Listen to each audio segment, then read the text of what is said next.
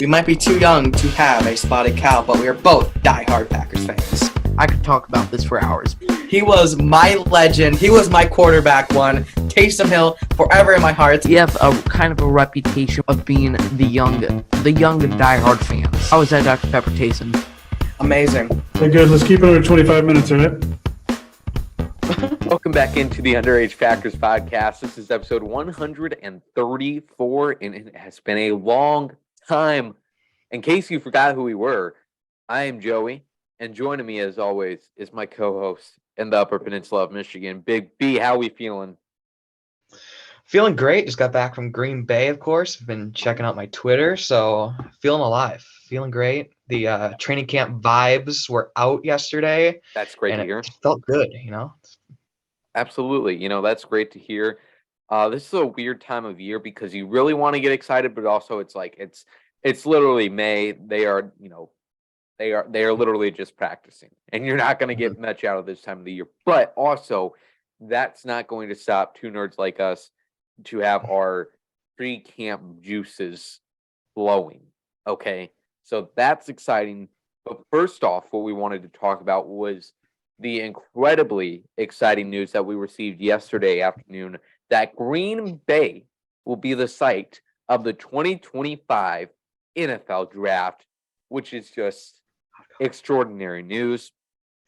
After attending the draft this year in Kansas City, the whole time I was just thinking of how epic it would be to have it in Green Bay in the Titletown area and be with all the Packers fans there because, well, there was a lot of fans from other fan bases. It was obviously predominantly Chiefs fan, and it just seemed like a celebration of life in Kansas City. So I'm so excited for Green Bay to have that. Obviously, enormous economic gains for the whole state of Wisconsin because, Green Bay can only host so many people. People are going to have to stay in Oshkosh, in Sheboygan, in Shawano. People are going to get introduced to all these different oddly named cities. I'm excited for that. So it's great. And I've been thinking, how is this going to look?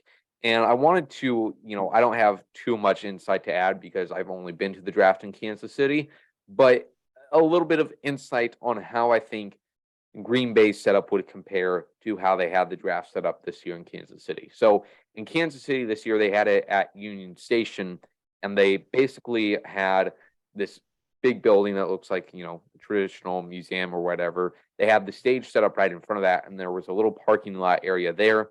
And then the actual Union Station was this massive park of grass with a lot of standing room. They did have a big monument in the middle that took up a lot of space.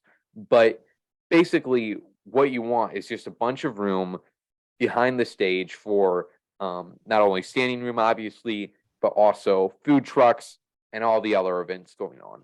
So how I think Green Bay will do this is they will mainly utilize the area with Titletown.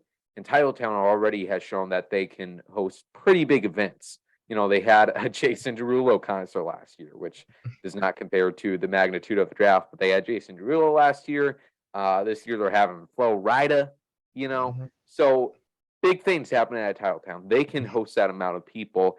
And the challenge, I guess, is going to be getting enough people in front of the stage, because if they have the stage in front of Lambeau Field in that area facing Titletown, have that little parking lot space slash the street that runs in front of Titletown where everybody crosses the road, have that be the draft theater where all the seated season ticket holders are standing. And then after that, have everybody beyond that in Titletown watching. And you're going to see, I guarantee you, there's going to be people that sit on the hill. And I'm sure they're going to try to promote that. And that's going to be awesome. I will pay to sit on that hill because that's probably going to be the best view of the whole thing. And really, I would say the biggest misconception I had from before I went to the draft was that I'd be able to see the stage well and everything. But no, I had a good vantage point compared to most people there. But Roger Goodell was an ant to me. So halfway through the first round, I was there's really not much to see. Roger Goodell. Like, he's going to go up there, he's going to say his name, whatever. The main thing that you're going to the draft for is to, like I said earlier, to celebrate the NFL, to celebrate your team picking generational talent. You're really just there to be around everybody. Otherwise, there's no difference from watching it, a mile back from the stage compared to on TV. You're better watching on TV, but they're going to have screens all around, obviously. But I think Green Bay, Lambeau Field and Titletown, they're going to do some great things to prepare for this. And I think it is going to be a great opportunity to show off Green Bay. And before I get to the ranting section of this, because of the haters, Big B, I'd love to hear your excitement on this news. Yeah, it came in at a perfect time because I just got done speeding to the AJ Dillon scavenger hunt thing, and I got the press because I didn't get it, and I was like a couple seconds late. But that's besides the point. But I'm just so excited for this. I've been waiting for this for many years now. Yep. Mark Murphy finally gets that in his cap, just right before he's going to have to be forced to retire. So that will be an awesome thing for Mark Murphy to spend his final month, I would assume, doing that. And I'm also really excited. Like I tweeted last night, just all the people who never been to Green Bay, never been to Lambeau, finally has a reason to come to Lambeau Field for the NFL draft. And it's going to be so cool to see so many different fan bases all gathered in Green Bay to watch some stupid thing that was never really a spectacular event just 30, 40 years ago. Yeah, not even. I believe not up until the early 2000s, maybe even later, past 2005. Or it had to be at least in 2005, I know it was broadcasted. But before that, I'm not sure when it first started even being broadcasted on TV, which is crazy how far this has come.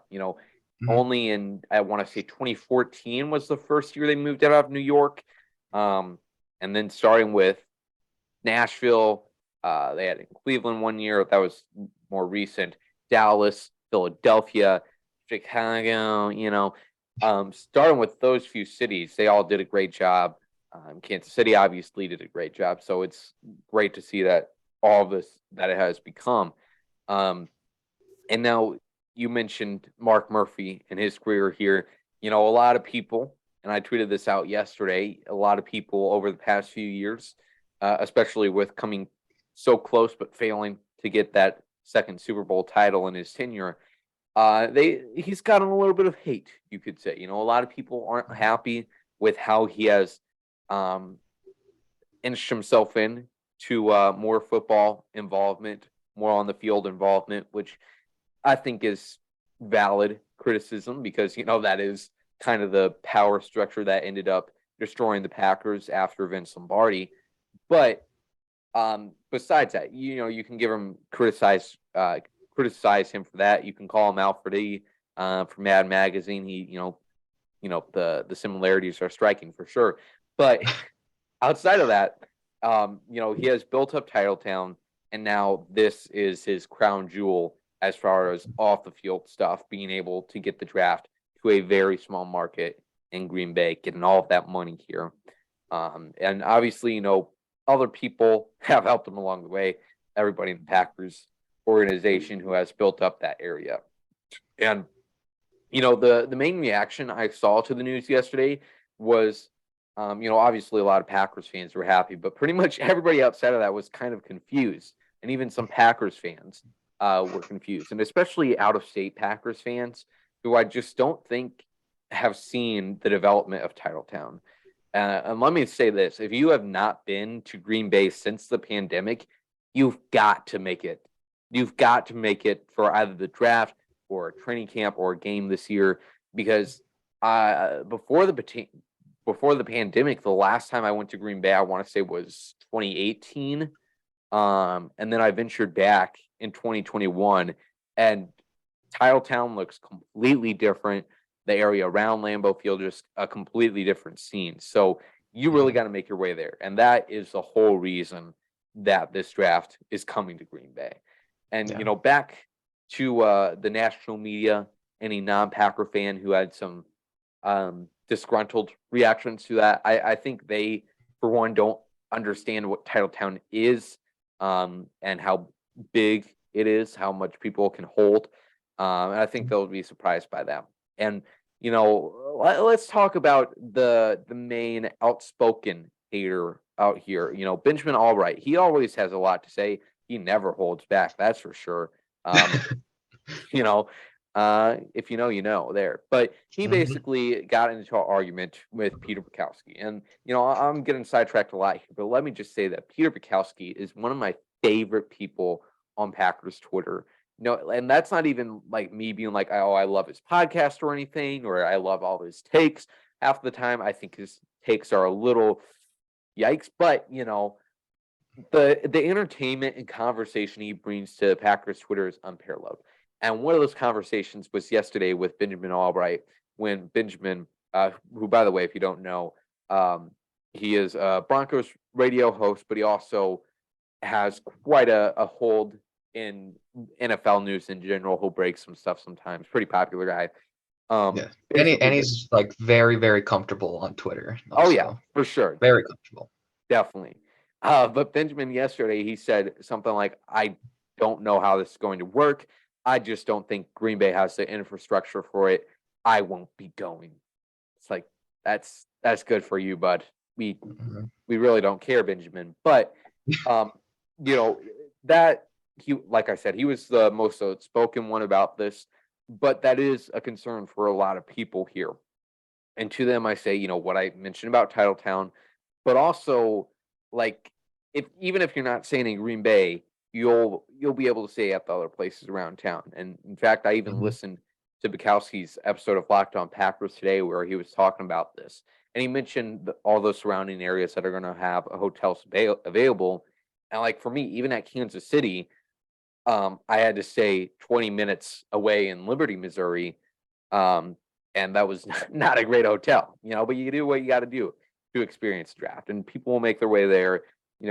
I want to say it's Sheboygan or Oshkosh. I think it's Oshkosh that has the air show that drives in millions, or not millions, but hundreds of thousands of visitors every year to freaking Oshkosh.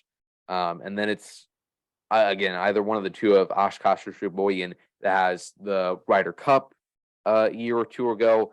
So I have no doubt that Green Bay will be able to handle this with the surrounding areas. So they'll make it work. And plus, like, Milwaukee's only an hour away, and that's not a big drive either. Exactly. And I think this gives people, like you mentioned earlier, Big B, a great reason to visit Green Bay. Especially for some AFC teams that, their team plays the Packers once every 8 years actually in Green Bay.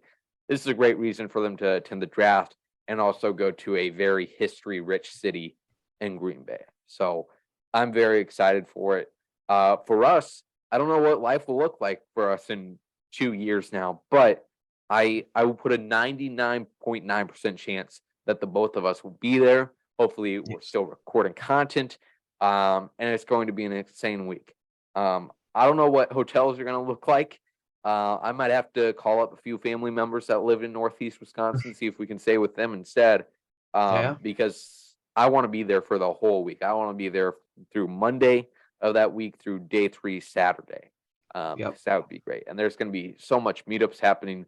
I know Andy Herman, Peter Bukowski, Aaron Nagler are probably already planning meetups that are going to happen. Tom Grossi too. Like, I want to be at every single one of those. So I cannot wait. Bring your Dr. Peppers. Get ready. April 2025, baby. Yes. It's going to be so overwhelming, but it's all going to be so much fun at the same time. Just going to have to power through it. Exactly. Crack open some Dr. Peppers, Stone Cold Steve Austin, them babies, and let's rock. Absolutely. I cannot wait. So glad that this has happened. And, Green Bay and Mark Murphy, Packers, have all been working for this for years now. So glad that was able to happen. Now, on to some things that are happening now in the year 2023. OTAs are upon us. Organized team activities, not unorganized. No chaos here. They're all organized for our OTAs, baby. First off, Big B, you were there yesterday for the closed practice, and I believe all these OTAs are closed to the public, at least. But Yep. yesterday it was closed to the public and also closed to the media, so that was completely doors shut. But you were outside, out there with all the autograph hunters. You're obviously doing it for good reasons. Yes. How was that trip like yesterday? Yeah, it was fun. Stayed outside, out in that little like corner of the fence for probably like 4 hours, I would say, yesterday. And I got Nancy, the cookie lady, came with her friend. Her friend was awesome, telling us stories about a trip to New Hampshire, showing off pictures of her packer room in her house from like 1990. It's just Wow. great stuff all around. And yeah, got to meet some of the players. Got to meet Quay Walker finally. Nice. He Wow. Yeah, didn't he's really pretty. sign. Yeah, So he's last usually pretty year, reluctant. I know I was pretty shocked he even came over. So You know, yeah, it's all around great. Went to Hagemeister Park also for the first time. nice. That place was phenomenal.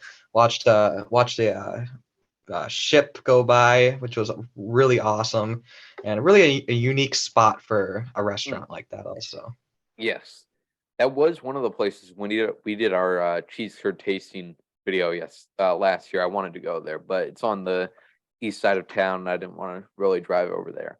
yeah, they're But really yeah, good though. I good. think they're top tier. They're top tier, Okay, definitely. good to hear. You're just gonna be excited for training camp all over again. Yeah, saw Matt LaFleur there, so glad you had a Yep. great time down there. Yep. Now, the practice today on Tuesday was open to the media at least, so we got some tidbits from that. And there's obviously not much you can gather um, from any of these practices, but we do have a little bit of injury news if you want to take it like that. Eric Stokes and Rashawn Gary were both seen rehabbing, and obviously the media can't give us too much details because all of it would just be guesswork on their part. But on their status really. But both of them working in the rehab group. Eric Stokes, his injury situation last year season was confusing, so I don't want to say too much on it. But hopefully he's ready to go at the start of the season, not only for the team performance's case, but also just for his sake to be Yeah. able to keep his spot on this team.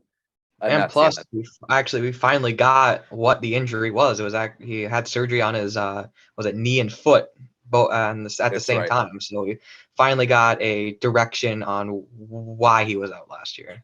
Okay, good to know. I don't think I saw that. And then Gary, obviously, we can expect to go the first half of the season at least without him. But we got LVN, we got Preston Smith holding down the edges for sure. And speaking of Lucas Van Ness, it sounds like he was putting on a show out there, right? Saying he, just shorts and a t-shirt, all right. But it looked like the athlete was athleting, all right. Very proper grammar there. Hmm. He was athleting for sure out there. And then also Jordan Love. Hey, I'm not going to get too excited, but from what I saw today, we're winning the Super Bowl with him. Okay, Really? that's my main takeaway. Okay, and I'm so excited for training camp to get here, not only for the trip that we'll have, but also just for all of these camp battles because it is going to be one of the most entertaining training camps of the past few years. One last thing about OTAs was the starting lineup that Andy Herman gave us. A few things to note here. David Bakhtiari was not there, and there was a few others that are messing up this list. Quay Walker had an injury, so that is messing things up as well. But here is the starting lineup from Andy Herman. Yeah, Jordan Love, Aaron Jones and Dillon, Christian Watson, Romeo Dobbs, Josiah DeGuara, Yash at left tackle, Royce Newman at left guard, Josh Myers at center, John Runyon at right guard, and then Zach Tom at right tackle. Also wanted to note that the third round draft pick from 2021, 2022, and Sean Ryan was taking a few snaps at center. And then also the defensive side of things, he had Kinsley or JJ Enagbar outside linebacker, and then inside Kenny Clark, TJ Sladen, and then Justin Hollins, the other outside linebacker. Let me check. Was Preston not there either? No, Preston wasn't. Elton wasn't. course, David wasn't. Levitt wasn't. And then I think a few other guys that I'm forgetting. Okay, so Justin Hollins and JJ are in there because Gary's injury, and then Preston not there. And then at inside linebacker, like I mentioned, Quig Walker faced an injury today. Doesn't look like it's going to be serious, though. So you had Isaiah McDuffie and Devondre Campbell. And Isaiah McDuffie, I think, is an interesting player to watch this preseason. He's made some plays in the past few preseasons. All right, I'm interested to see what he can do. Especially, there's like no inside linebacker 3 at this point in time. And then on to the secondary, you had Keyshawn Nixon, Keandre Thomas, Corey Ballantyne, Donnell Savage, and great friend of the show, Rudy Ford, out there at defensive back. So that's all we got for you today, I think. Any other notes you wanted to add on this OTA practice, Big B? Oh boy, let me think. Packers are winning the Super Bowl. That's pretty much it. Yeah. We thank you all for watching this shorter episode of the Underage Packers podcast. I don't know when we'll be talking next. But it's closing the page on this episode. So we thank you for watching. Make sure you follow us on all the social medias. Talk to you later. Let Pat go.